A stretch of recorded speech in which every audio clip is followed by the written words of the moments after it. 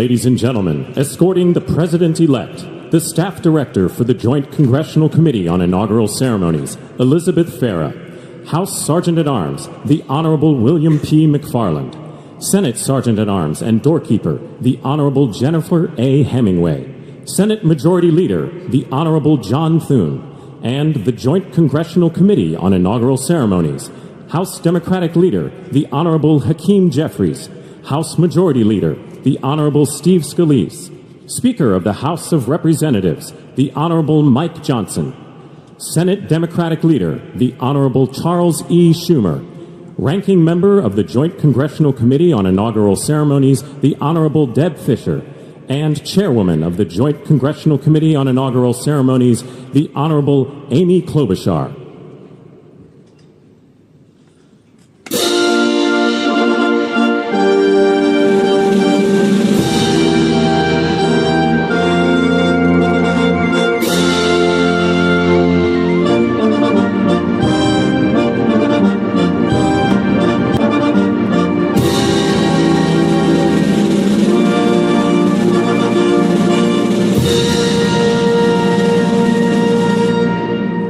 Ladies and gentlemen, the President-elect of the United States, the Honorable Donald John Trump.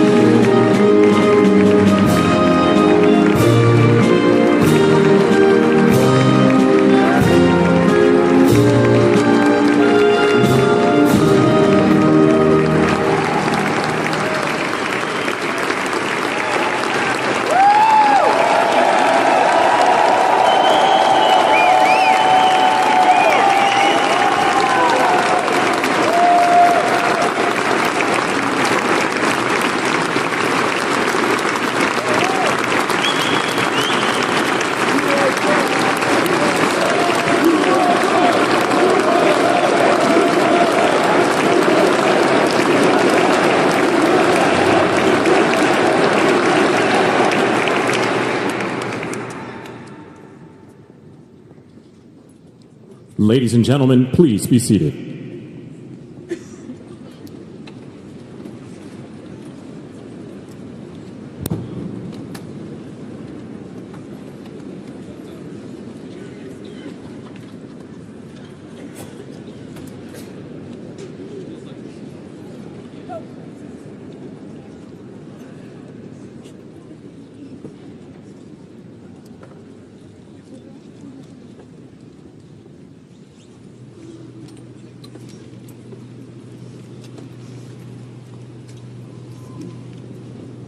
Please welcome the Chairwoman of the Joint Congressional Committee on Inaugural Ceremonies, the Honorable Amy Klobuchar.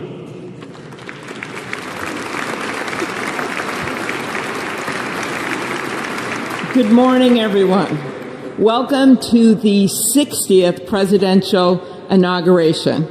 Today, President-elect Trump and Vice President-elect Vance will take their oaths of office, and we will witness the peaceful transfer of power at the heart of our democracy.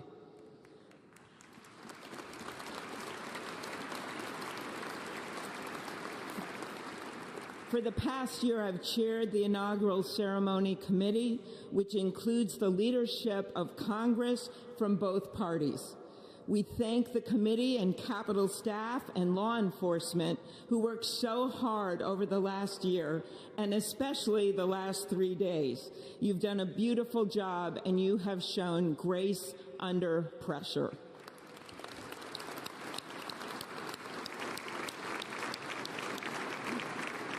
Our theme this year is our enduring democracy.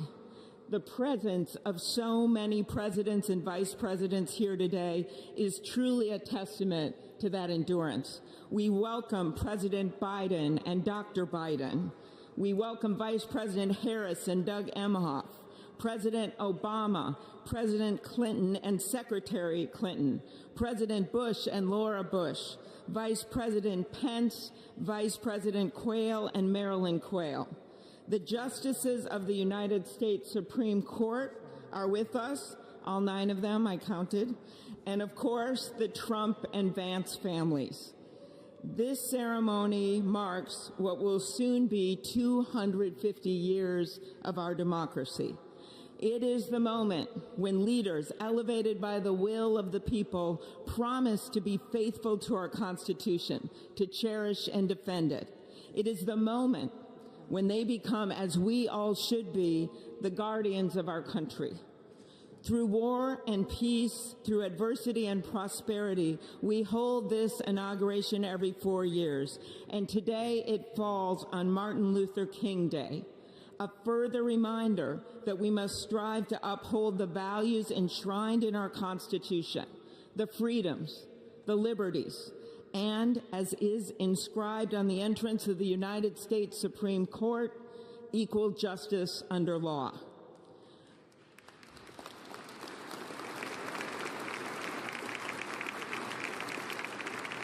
But what makes this moment more than a passing ceremony is all who are watching it across the country, the people of this nation, the ordinary people doing extraordinary things.